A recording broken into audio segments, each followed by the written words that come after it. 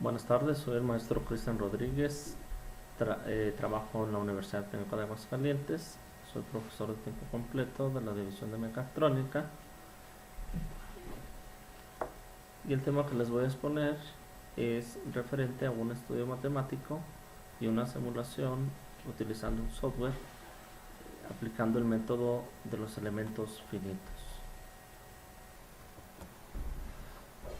El tema que les voy a exponer lleva como título Análisis matemático y modelado con el método de los elementos finitos de una barra empotrada IC 1020 empotrada en los extremos. Como introducción, se realiza un análisis matemático partiendo de la ecuación de deformación elástica máxima en una barra empotrada cuando ésta está sujeta en los extremos. En los últimos años se ha desarrollado software dedicado al estudio del método de los elementos finitos, cuyo objetivo es analizar las estructuras o elementos con el fin de tener un estudio sustentado al momento de su fabricación y ver el comportamiento de los materiales antes de que este se vaya a su fabricación. Se ha concentrado una gran cantidad de ingenieros y diseñadores alrededor del mundo para aprender, colaborar y mostrar último en las aplicaciones 3D y simulaciones. El estudio que se hizo, es de una barra hueca 1020 en la cual se empotra en los extremos y se realiza utilizando un software, el método de los elementos finitos para ver cuál es su comportamiento al momento que se le aplica una carga puntual a determinada distancia. Igualmente se comprueban los resultados que se obtuvieron matemáticamente para obtener la diferencia entre ellos o ver las similitudes y ver cuál es o cómo se comporta de una y de otra manera. En el análisis matemático, se va a utilizar este esquemático, este diagrama que, como se puede observar, de una viga simple. Se puede observar, aquí tenemos, o esta sería la barra hueca 1020 y está sujeta en A y en B, y en C se le está aplicando una carga puntual. Si tiene como X los pasos o cada sección que se va a estar estudiando a lo largo de la ecuación para ver cómo va a ser su comportamiento cuando se aplique esta carga. Se tiene una longitud predeterminada, se tiene una distancia de donde está empotrada en A hasta C y de C hasta B. Estos datos son importantes y son necesarios para poder hacer el estudio y el análisis más adelante. Tenemos que recordar algunos conceptos de resistencia a materiales o mecánica de sólidos.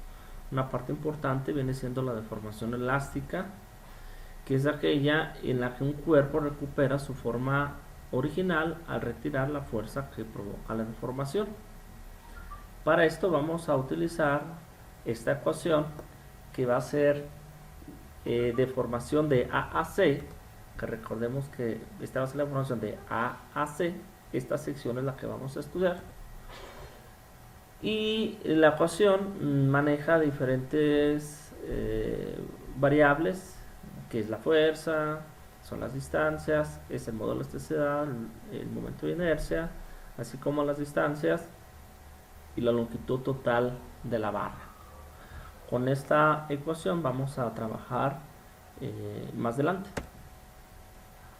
Otro concepto importante, es el momento de inercia, que está implícito en la ecuación, que es una medida de inercia rotacional en un cuerpo. La fuerza, obviamente es la que va a implicar directamente a la deformación, como ya se sabe, la fuerza es igual a masa por la gravedad. Y el módulo de elasticidad, que este es un punto de carácter importante cuando se vaya a seleccionar el material. El momento de elasticidad está dado en gigapascales. Y tenemos que recordar que es la medida de la tenacidad de rigidez del material o su capacidad elástica.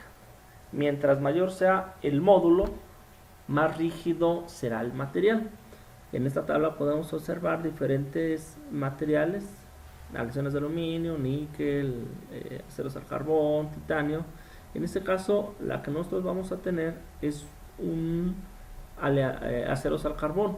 Un acero 10-20, bueno, 10 viene siendo la característica o la nomenclatura de los aceros al carbón, y el 20 pues, es el porcentaje contenido de carbono, que son 200 gigapascales. Este valor es el que vamos a requerir para más adelante estar haciendo nuestras ecuaciones, nuestros cálculos matemáticos. Y como el ejemplo del análisis matemático y simulación, se elige una barra de acero IC1020 tomando los valores de esta tabla 2.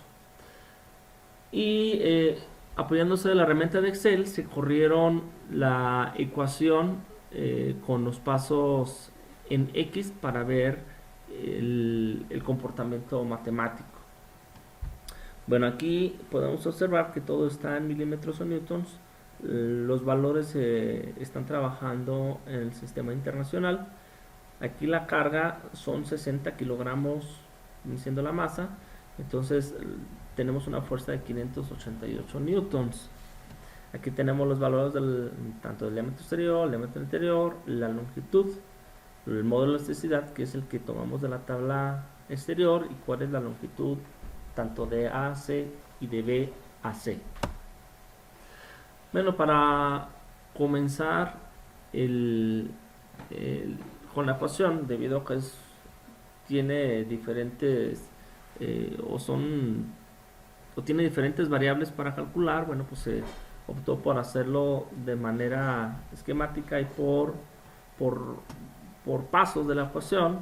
Al inicio se calculó lo que viene siendo el momento de inercia. Después se calculó la deformación elástica, evaluándolo en 3 pasos la ecuación, con un avance de X de 0.05 milímetros hasta llegar a 2935, que es la longitud total de la barra. Se puede observar en la tabla 3 que en la distancia de 1700 milímetros se encuentra el punto máximo de formación de la barra 10-20, siendo este de 135 milímetros de deformación. ¿Qué quiere decir? Bueno, aquí esta es la ecuación dividida en 3 secciones: la primera sección, la segunda sección, la tercera sección y el paso. Y este viene siendo la deformación de A a C. La deformación de A a C es de la primera parte donde se empotra hacia la derecha. Entonces aquí tenemos un paso desde 0.05. Nosotros el paso lo podemos hacer más pequeño, más grande. Entre más cerrado sea el paso, pues mayor precisión podemos tener al momento de los cálculos. Podemos observar que al momento que lleva un paso, un ejemplo de 0.4, ya se tiene una deformación de 19 milímetros, y así sucesivamente. Ya cuando va un paso de 0.5 milímetros ya tenemos una deformación de 2.84 milímetros. Ahora tenemos que buscar aquí donde la barra se vea que va bajando y luego empieza a subir. En el punto máximo o en la cresta es donde vamos a ver cuál es el valor de la deformación elástica de la barra. Aquí está en verde. Se puede observar que a 1.7 metros, ya en el paso, se tiene una deformación máxima de 135 milímetros. ¿Por qué se elige este valor? Podemos ver el antecesor tiene 134 milímetros y el sucesor de 1.7 milímetros ya se vuelve a repetir a 134 milímetros. Quiere decir que aquí empieza a bajar. En este punto todavía llegó hasta el límite y en este punto ya empieza a subir. Quiere decir que aquí los 135 metros es el punto máximo o la deformación máxima. Con esta tabla que podemos observar que a una distancia de 1.7 milímetros si tiene la deformación máxima, que son 135 milímetros. Más adelante se podrá visualizar en la imagen. Aquí en el modelado y análisis con el método de los elementos finitos, existen diferentes software. Aquí utilizamos uno pues muy comercial que se puede obtener y es más económico que los otros software con un costo más caro, como puede ser ANSYS, etcétera. Entonces aquí en software, en SolidWorks se utilizó la versión 2019 y se empleó el módulo Simulation, que emplea el método de formulación de desplazamientos de elementos finitos para obtener desplazamientos, deformaciones y tensiones de los componentes con cargas externas e internas. ¿Qué se hace? Bueno, pues se hace el croquis, se hace en este caso el perfil del tubo y se hace una extrusión. Se realiza la extrusión en base a la tabla anterior mostrada, que sería esta. Con estos valores es como se va a construir el modelo o el sólido para estudiar en SolidWorks. En este caso, bueno, ya se tiene la barra hueca con 2935 milímetros de longitud para empezar a hacer el estudio de método de los elementos finitos. Una vez que ya se tiene la barra, bueno, nos tenemos que ir a las propiedades de los materiales para seleccionar el acero, que sería un IC 1020, como lo hemos estado mencionando. Y aquí automáticamente te da o arroja el software la tabla de las propiedades de los materiales. Aquí te da los 200 gigapascales en el software. Ya cuando se tiene las propiedades del material, bueno, pues se procede a definir los parámetros del modelo para ejecutar el estudio de elemento finito.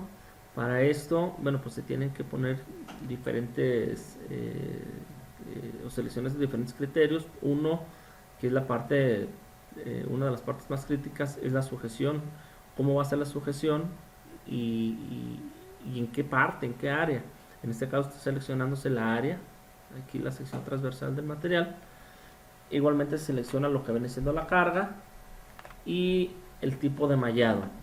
La carga va a ser puntual. Aquí se tiene un pequeño punto a una distancia de 2000 milímetros a partir del eje de construcción. Donde se puso el eje de construcción, aquí se señala los 2000 milímetros. Y en este punto se va a cargar lo que son los 60 kilogramos o los 588 newtons puntual. Se selecciona el mallado. El mallado fue de una densidad fina y estándar. Se utilizaron elementos tetraédricos sólidos de segundo orden, ya que se pueden adaptar a la forma del modelo tridimensional y así obtener resultados más precisos. En el software arroja las dimensiones por cada nodo, que viene siendo de 6.33, y en total se tiene 59.000 nodos en la geometría que se va a estudiar. Ese es como un dato sobre el modelo a estudiar. Bueno, ¿qué resultados se tiene? Se visualiza aquí en la figura 9 la deformación estática máxima alcanzada en la viga empotrada. Y si podemos observar, tenemos la misma deformación. Tenemos 135 milímetros de deformación. Aquí en este caso tenemos la barra y en esta flecha es donde está aplicada la carga, que son los 588 newtons. Aquí se hace la carga y aquí se puede ver cómo se tiene una deformación. La deformación igualmente corresponde, perdón, la distancia donde fue la deformación máxima corresponde a 1699 milímetros. Nosotros matemáticamente nos lo arrojó a 1700 milímetros. Tenemos una variación pues aquí de 0.92 milímetros, es muy poco. Esta distancia nosotros la podemos acercar más. En el ejemplo, cuando se hizo la corrida en Excel, si X, que viene siendo el paso, en vez de dejarlo de 0.5, lo hubiéramos dejado a lo mejor de 0.1 o de 0.2, hubiéramos llegado a este valor, siendo los nuevos resultados que se obtuvieron matemáticamente.